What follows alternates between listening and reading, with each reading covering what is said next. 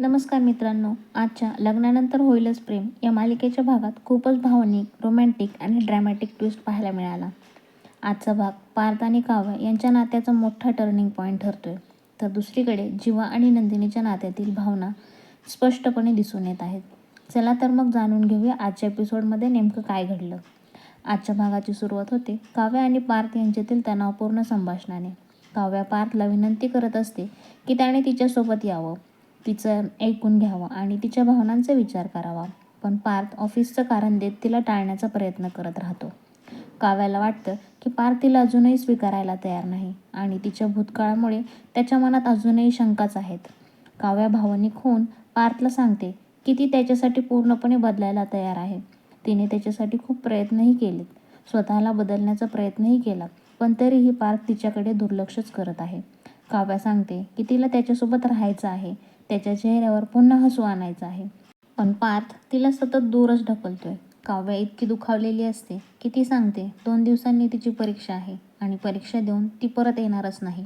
हे ऐकून पार्थ आतून तुटतो, हादरतो. त्याला काव्याला गमवायचं नाही, पण तिच्या भूतकाळाची भीती त्याला सतावत असते.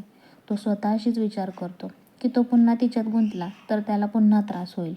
दुसऱ्या बाजूला जीवा आणि नंदिनी लग्नाच्या कार्यक्रमात पोहोचतात. तिथे चित्रा आणि प्रीतम यांना भेटतात आणि जीवा नंदिनीची जोडी खूप सुंदर आहे अशी प्रशंसा होते. चित्रा सांगते की जीवा तिच्यासाठी आयडियल नवरा आहे आणि तिला प्रीतमनेही जीवासारखंच प्रेम करावं असं तिला वाटतं. नंदिनीला हे सगळं ऐकून खूप आनंद होतो आणि तिला जीवाबद्दल अधिक आपुलकी वाटते.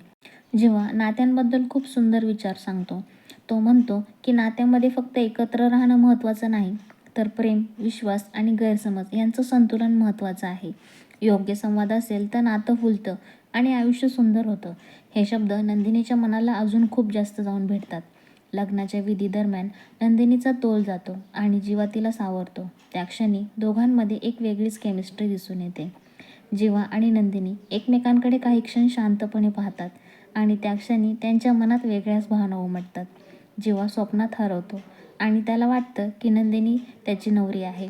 हे दृश्य खूपच रोमॅन्टिक आणि भावनिक दाखवण्यात आलं आहे. कन्यादानाच्या वेळी जीवा भावूक होतो आणि रडायला लागतो. नंदिनी त्याला विचारते की काय झाले, पण तो काहीच बोलत नाही.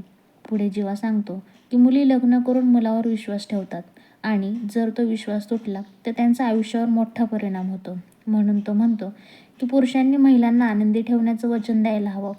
जीवा हे बोलताना खूप भावनिक होतो आणि नंदिनीही त्याच्या भावना समजून घेते. इकडे घरी पार्थ काव्यासाठी जेवण घेऊन येतो, पण काव्य अभ्यासात गुंग असते आणि जेवायला नकार देते. पार्थ बोलत नाही, पण कृतीतून प्रेम दाखवतो. तो तिच्या बाजूला बसतो, तिला जेवायला खुणावतो, पण ती दुर्लक्ष करते.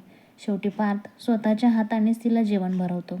हा सीन खूपच भावनिक आणि रोमॅन्टिक आहे.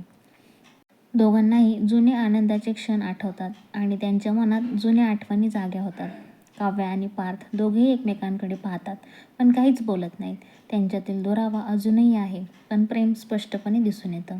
पार्थ काव्याला अभ्यासाकडे लक्ष द्यायला सांगतो, पण तो स्वतः मात्र तिच्याकडे चोरून चोरून पाहत राहतो. शेवटी पार्थ काव्याच्या भूतकाळाचा सामना करण्याचा निर्णय घेतो. तो तिचे जुने फोटो पाहतो आणि स्वतःशीच म्हणतो की काहीही झालं तरी तो काव्याचा भूतकाळ ऐकून घेणार. तेवढ्यात काव्य येते आणि स्पष्ट सांगते की तिचा भूतकाळ सांगायला ती तयार आहे आणि पार्थला ते ऐकावंच लागेल. तर मित्रांनो, आजचा भाग खूपच भावनिक, रोमॅन्टिक आणि ड्रॅमॅटिक होता.